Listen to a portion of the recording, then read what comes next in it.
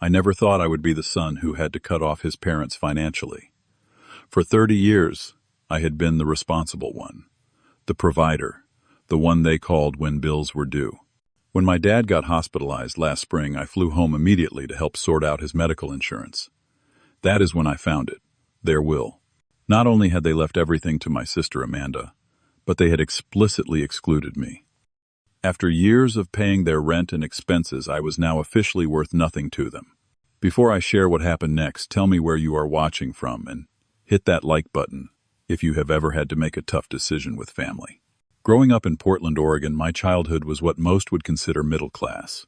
My parents, Frank and Diana, worked hard, but we often struggled financially. Dad was a contractor, which meant his income fluctuated depending on available projects. Mom worked various part-time jobs, frequently experiencing periods of unemployment between positions. From an early age, I noticed a pattern that would define our family dynamics for decades to come. My sister Amanda, 2 years younger than me, seemed to receive special treatment that I never did. When I was 12, I started mowing lawns in our neighborhood to earn money for a bike I wanted. My parents told me it would build character to earn things myself. That same year, Amanda received a similar bike as a surprise gift for no particular occasion. By the time I was 16, I was working weekends at a local grocery store while maintaining honor roll grades. Amanda struggled academically, but was rewarded with shopping trips when she managed to pass her classes. These early experiences shaped me into the family fixer. Whenever something broke, I learned to repair it. When bills came due and money was tight, I offered my savings. My parents normalized this by saying I was just naturally more responsible and capable than my sister, who they claimed needed extra support and encouragement. After graduating high school, I worked 2 jobs to save for college. I eventually earned a partial scholarship to our state university where I studied business. College was a transformative time for me. I took every internship opportunity available, building valuable connections and experience in financial consulting. When a job opportunity in Seattle opened up after graduation, I took it despite being 4 hours from my family.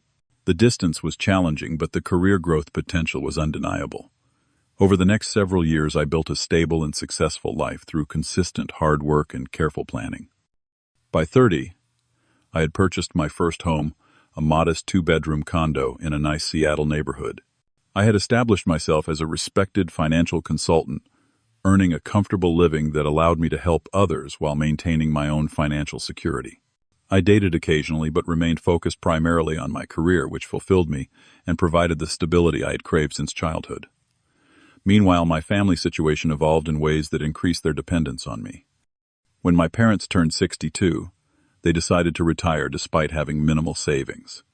Dad claimed his body could no longer handle construction work, which was understandable given the physical demands of his career. Mom simply decided she was ready to enjoy retirement alongside him. They downsized to a 2-bedroom apartment but quickly realized their Social Security benefits and small retirement account were insufficient to maintain even this modest lifestyle. Around this time, my dad began experiencing more serious health issues. His blood pressure was dangerously high, and he developed early signs of heart disease that required regular medication and doctor visits. With their fixed income now stretched even thinner by medical expenses, they began calling me more frequently for financial assistance. Amanda, now in her late 20s, had cycled through various career attempts without finding lasting success. She had tried opening a boutique clothing store that closed within a year. Then she invested in a friend's catering business that never got off the ground. Each failure was met with parental sympathy and understanding rather than encouragement to develop more practical skills or financial responsibility. Somehow, her struggles always resulted in our parents needing more help from me rather than expecting Amanda to contribute. 3 years ago, I began covering my parents' monthly rent after they called in a panic about a potential eviction. What started as a one-time emergency assistance quickly became a regular expectation. Soon I was also paying for their car insurance, utility bills, and helping with groceries. The financial burden was significant, totaling nearly $2,800 monthly, but I managed it by limiting my own lifestyle and investment goals. I believed I was doing the right thing by supporting the people who raised me. Throughout all of this, the pattern established in childhood persisted. Amanda remained the favorite, despite contributing nothing to our parents' well-being. She visited them more often than I could, given the distance, and was celebrated for bringing home cooked meals or helping with household tasks. Meanwhile, my financial support that kept them housed and fed was taken for granted, acknowledged with brief thanks, but never truly appreciated. The day everything changed started like many others. My phone rang at 6:30 in the morning, jolting me awake, with that distinct feeling of dread that comes from early calls. It was my mother, her voice trembling as she explained that Dad had suffered a heart attack and was in the hospital. Without hesitation, I booked the first available flight to Portland and called my boss to arrange emergency leave. By noon, I was rushing through the hospital corridors to find my father's room. He looked smaller, somehow connected to machines that beeped and monitored his fragile state. Mom sat beside him, eyes red from crying. Dad was stable but would need surgery and extensive recovery time. The doctors were optimistic but concerned about complications given his age and health history.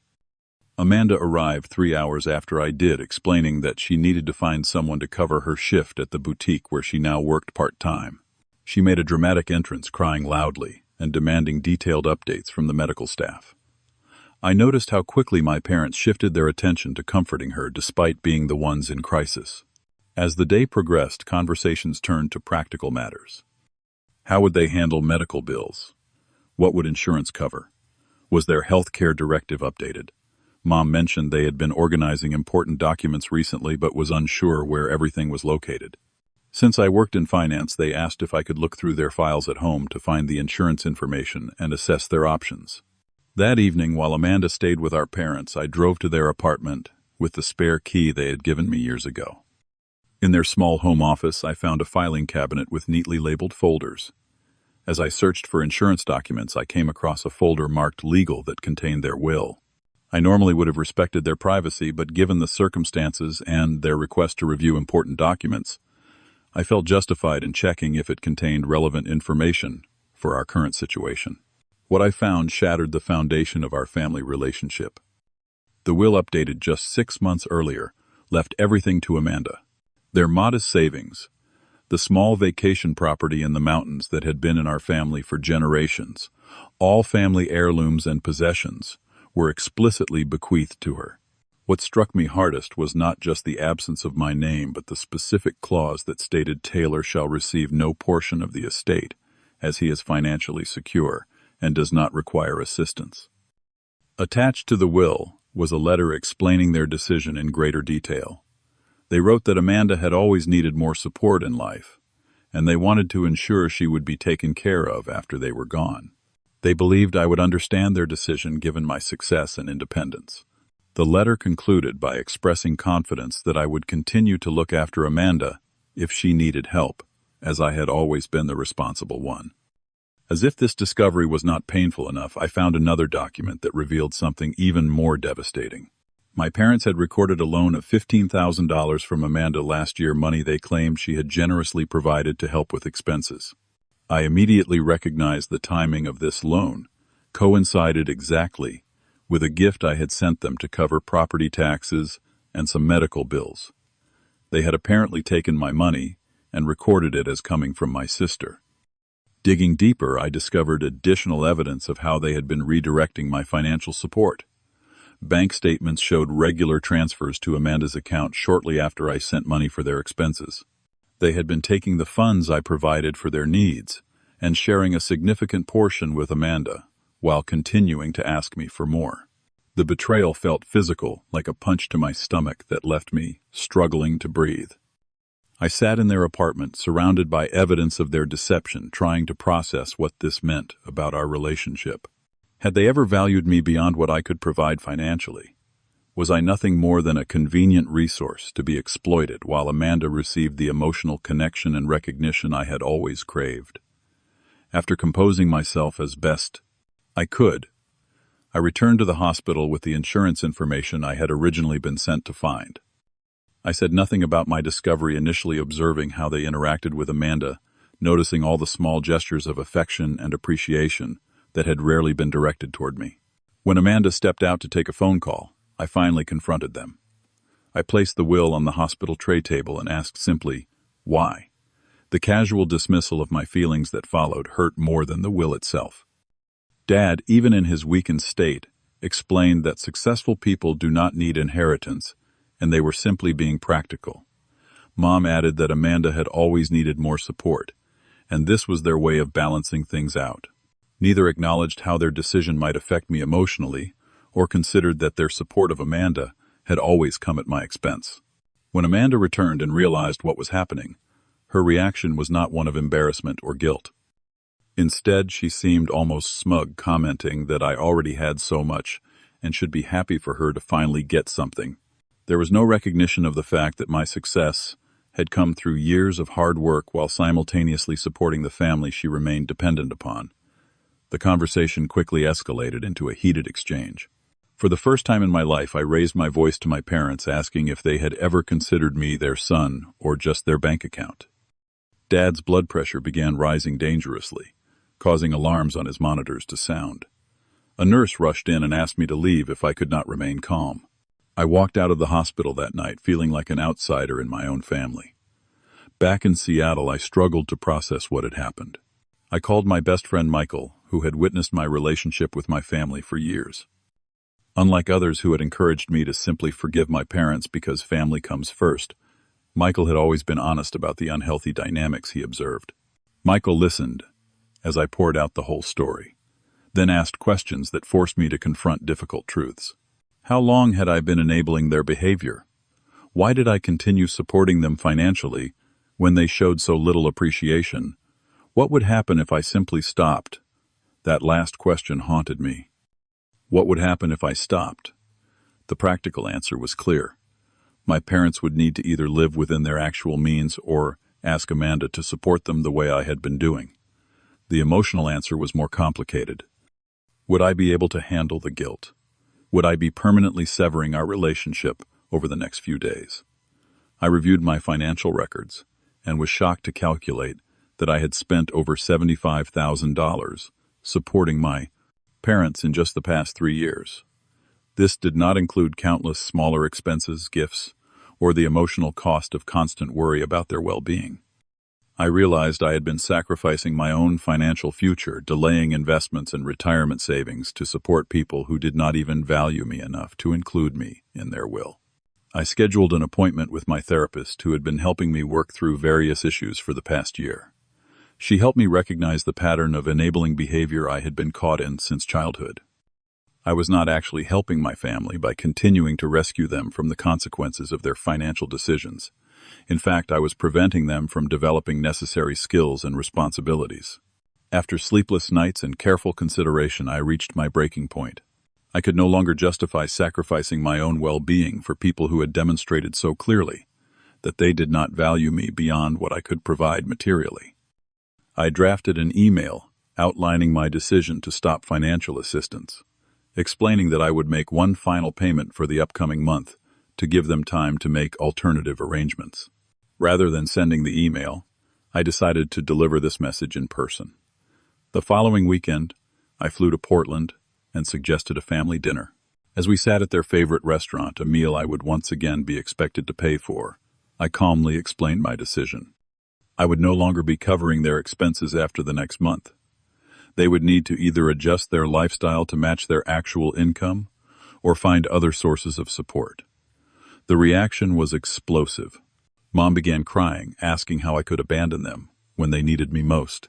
Dad, still recovering from his heart attack, turned red with anger, stating that if this was my attitude, perhaps it was good they had excluded me from their will. Amanda accused me of being selfish and cruel, conveniently forgetting that she had contributed nothing while benefiting from my support indirectly. Throughout their emotional outbursts, I remained calm, stating facts rather than engaging with their manipulation tactics. I reminded them of the years I had supported them without complaint. I mentioned the will and their deception regarding the distribution of funds I had provided. I explained that my decision was not made lightly, but was necessary for my own financial and emotional health. I left that dinner feeling simultaneously guilty and liberated. The guilt came from years of conditioning that had taught me I was responsible for everyone else's well-being. The liberation came from finally acknowledging that I deserved better treatment than I had received from the people who should have loved me most. The aftermath was predictably difficult. My phone filled with angry messages and emotional pleas. Amanda led the charge, alternating between vicious attacks on my character and tearful begging on our parents' behalf. Extended family members, who had never offered to help financially themselves, now contacted me to express disappointment in my decision. I maintained my boundaries despite the difficulty. As promised, I made one final payment covering their expenses for the month, sending it with a clear note, reiterating that this would be the last financial assistance I would provide. I suggested resources for financial counseling and information about government assistance programs they might qualify for. After particularly nasty messages from Amanda accusing me of wanting our parents to become homeless, I made the difficult decision to block my family on social media and limit phone contact. I needed space to heal without constant guilt trips and manipulation. 3 weeks of blessed silence followed. I began sleeping better and feeling less anxious. My therapist noted positive changes in my demeanor as I focused on rebuilding my own life without the constant drain of family crisis. Then came the text that confirmed I had made the right decision. No greeting, no acknowledgment of our conflict, just 5 words from my mother. The rent is due. No hello, no small talk. No recognition of my humanity beyond what I could provide financially. Just an entitled demand disguised as a reminder. I took a deep breath and responded simply, I am not covering it anymore. As I explained, you need to work this out with Amanda or your landlord. The flood of messages that followed ranged from guilt-inducing to threatening. Amanda left a particularly hostile voicemail blaming me for causing our father stress that might lead to another heart attack. Mom suggested I was no longer their son if this was how I treated family. Dad did not contact me directly, but apparently told relatives I had abandoned them without warning after all they had done for me. I turned off my phone for the weekend, taking a much-needed mental health break. When I turned it back on, I discovered my parents had been telling extended family a very different version of events, claiming I had suddenly cut them off without explanation or warning. I decided to share the full story with my aunt, who had always been fair-minded, including copies of financial records, showing my years of support and the recent will excluding me. Reality hit my family hard in the weeks that followed. They received an eviction warning from their landlord after missing rent for the first time. Amanda, who had promised to help them after my departure, quickly discovered she could not maintain her lifestyle while supporting our parents. My father's health suffered further from the stress, though thankfully he did not have another heart attack. My aunt, after learning the full story, shared the information with other family members, shifting the narrative. Several relatives contacted me to apologize for their initial reaction and express shock at how I had been treated. Some even offered to help my parents with occasional expenses, though none volunteered to take on the full burden I had carried. My parents were eventually forced to downsize to a much smaller, more affordable apartment in a less desirable area. They applied for additional government assistance and began actually living within their means for the first time in years. Amanda faced her own crisis when her boyfriend broke up with her after she repeatedly asked him for money to help our parents. Throughout this difficult time, I stood firm despite waves of guilt.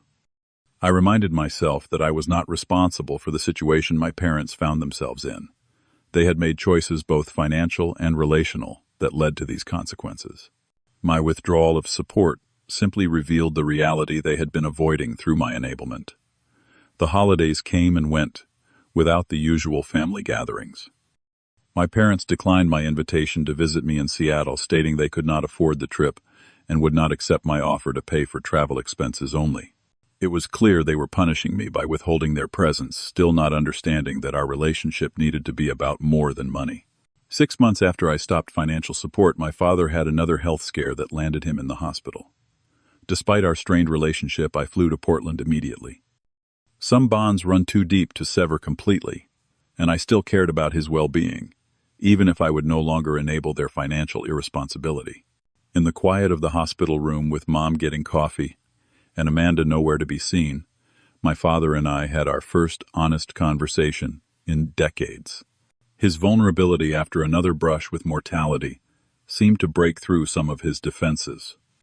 He acknowledged without quite apologizing that perhaps they had taken my support for granted over the years. He mentioned that downsizing had been difficult, but admitted they were actually managing their budget for the first time in their adult lives. When my mother returned, she initially maintained her cold demeanor. But as the conversation continued, she reluctantly admitted they had become too dependent on me. There was no full apology, no complete recognition of the favoritism that had defined our family, but it was a first step toward understanding. Amanda never visited during this hospital stay, claiming work obligations. Her absence during a family crisis spoke volumes about the reality of the dynamics our parents had created. They had favored a daughter who disappeared when things got difficult while taking for granted a son who showed up despite everything. As we talked over the next few days, I made my position clear. I was willing to offer emotional support and would help in true emergencies, but regular financial assistance would not resume. They needed to continue managing their own finances responsibly, and any future relationship between us would need to be based on mutual respect rather than monetary transactions. The past year has been transformative for me personally. Regular therapy has helped me process the family dynamics that shaped me and recognize patterns I do not want to repeat. I have established clear boundaries, not just with my parents and sister, but in all my relationships. I have learned that helping others should not come at the expense of my own well-being. Once freed from the constant drain of family crises and financial demands, I found new energy for my career. I received a significant promotion that had previously seemed beyond reach when my focus was constantly divided. I began dating more seriously and met Jordan, a partner who respects my boundaries and has a healthy relationship with her own family. The most important lesson I have learned is the difference between helping and enabling. True help empowers others to develop their own strength and independence. Enabling prevents growth by shielding people from the consequences of their choices. For years, I thought I was helping my family when I was actually enabling patterns that hurt all of us in different ways. My parents have gradually adapted to their new financial reality. My father found a part-time consulting position that allows him to use his construction knowledge without physical strain. My mother secured a job at a local community center that she actually seems to enjoy. They are not living luxuriously, but they are managing independently for the first time in years. Amanda has struggled the most with the new family dynamic. Without the financial cushion our parents provided through my contributions, she has had to become more responsible with her own finances. Her resentment toward me remains, but even she has begun taking on more consistent work and making more practical decisions. Last month we gathered for a holiday dinner for the first time since everything changed. The conversation was sometimes awkward, with old patterns threatening to re-emerge, but something fundamental had shifted. My parents showed a newfound respect for my boundaries, no longer making casual references to bills or expenses they needed help with. They asked genuine questions about my life and work rather than focusing only on what I could provide for them. The will situation remains unresolved, and honestly, I care less about it now. My sense of self-worth is no longer tied to their recognition or approval. I have built a life that brings me satisfaction and surrounded myself with people who value me for who I am, not what I can give them.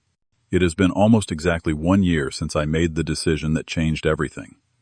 Looking back, I can say with confidence that it was the right choice, not just for me, but ultimately for everyone involved. Real family supports each other equally, with each member contributing what they can and everyone's needs being considered important. I have learned that self-worth must come from within, and that true love does not keep a balance sheet. Financial control often masquerades as love, creating unhealthy dynamics that prevent genuine connection. By standing firm in my decision, I helped everyone in my family grow, even though the process was painful. My relationship with my parents continues to evolve. They are slowly earning back my trust through their actions, not just words or emotions. I remain cautious, but hopeful that we can build something healthier than what we had before. The journey of healing continues, but now on more equal terms. Have you ever had to make a difficult decision with family that others might not understand? How did you handle the guilt and doubt that followed? Share your experience in the comments below, and do not forget to like and subscribe for more real-life stories about family dynamics and personal growth. Remember, sometimes the hardest choices lead to the most important healing. Thank you for listening, and I hope my experience helps someone else find the courage to set healthy boundaries in their own life.